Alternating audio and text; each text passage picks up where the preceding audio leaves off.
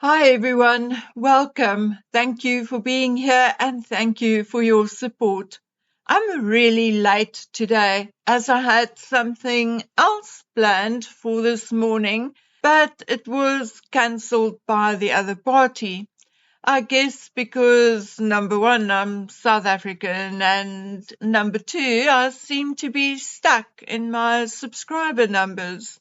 It does not really bother me because about 90% of my subs are loyal and supportive, and therefore I can handle the 1% crazy nuts.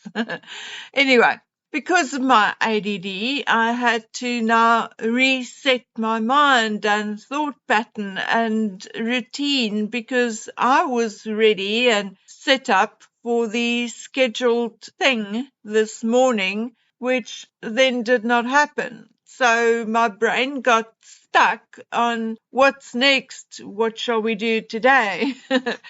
Besides my plan for the day being null and voided, I am rather upset and perturbed by the knife attack in Southport yesterday, where 2 children were killed and 11 wounded. 2 of those in a serious condition are adults who try to shield the children, and 6 of the 9 children who were wounded are in critical condition. This morning I'm also reading that the suspect is a 17-year-old from a village 5 miles away. And then to make my blood boil even more, I have to read that police said they are not treating the attack as terror-related. I mean, no, of course they will come up with the mental health excuse. And I personally am so sick of it. I think about 90% of us have some kind of mental health issues, serious or minor. But we still do not hate anyone enough, are not fixated enough to want to commit such a gruesome deed. And most of us respect life and know right from wrong. Besides, it is my belief that we need protection from the mentally ill as well. And therefore, it is not an excuse, but a reason for permanent or long-term incarceration. Anyway, let me step away from this particular subject as I get very angry and quite sick of all the wokery in the world these days. I have no words for those families affected by this terrible event. Nothing I say will make it better anyway. May God have mercy on them, and I do hope that they receive all the love and support they deserve and more. I see William and Catherine sent their condolences, as did the King and Camilla. Once one started a video on such a sad and serious note, it is hard to hop on over to the Harry and Meghan shenanigans and BS. It is what this channel is about, so I guess I have to do that regardless, at least for a minute or two. I see Gwyneth Paltrow had a Goop pop-up shindig in the Hamptons during or after or as part of the G9 Summer Summit. And guess who wasn't invited? Yes, you guessed right. The Meghan Duchess of Sucks at it. I guess Gwyneth is well versed in how much of a copycat Meghan is. I mean, ARO is not exactly a raving success, is it? It is actually rather non-existent, non-operational, so who knows? Meghan may see Gwyneth's success and rename her venture Poog and start selling sweaty armpit candles. I mean, who knows? I also hear that Harry's planning a UK visit near the time of his birthday. If true, it would be rather obvious, don't you think? We all know that significant birthdays like 40th birthdays are a big deal in the royal family, and usually the birthday boy or girl will receive some kind of accolade or new title to celebrate.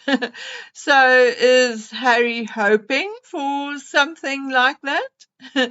Or is he hoping for a big check from Daddy? Allegedly, there is also still trust money from his great-grandmother's estate due to him on his 40th birthday.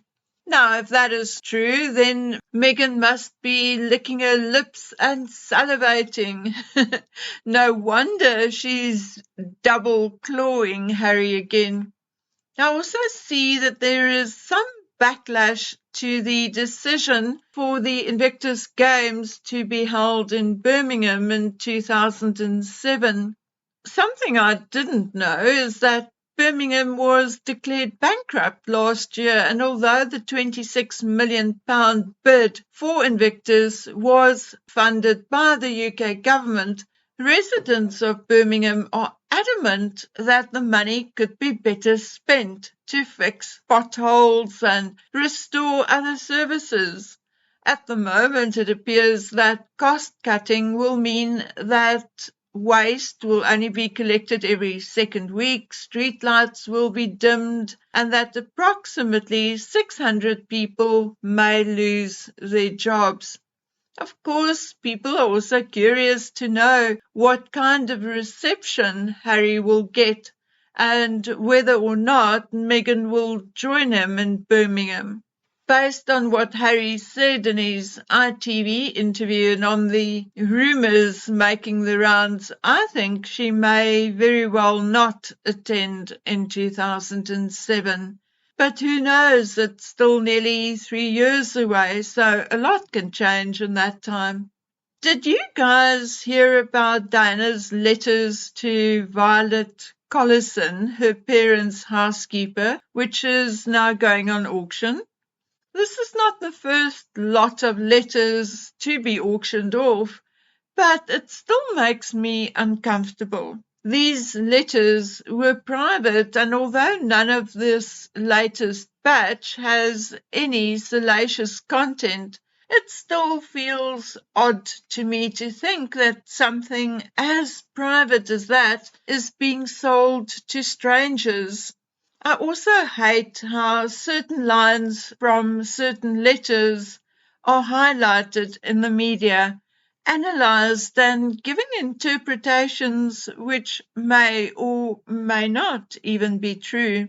How do you guys feel about it? Do you think they are now purely collector's items, or do you feel like I do, that it was meant to be private and should remain private?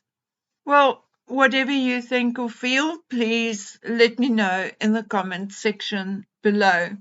Okay, guys, it's cold, rainy, miserable, and old Bookworm just wants to go crawl into bed, which I won't do. But for now, I have talked enough. So please, my dears, until we meet again on the next one, please take good care of yourselves. Bye.